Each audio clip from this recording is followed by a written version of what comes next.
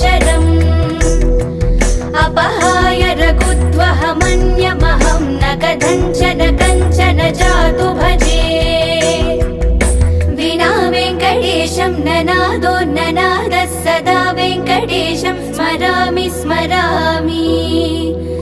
हरे वेङ्कटेश प्रसीद प्रसीद प्रियं वेङ्कटेश प्रयच्छ प्रयच्छ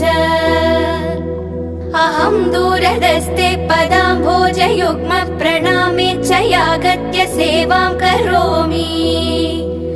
सकृत्सेवया नित्यसेवाफलं त्वं प्रयच्छ प्रयच्छ प्रभो वेङ्कटेश अज्ञानिना मया दोषान् अशेषान् विहितान् हरे क्षमस्व त्वं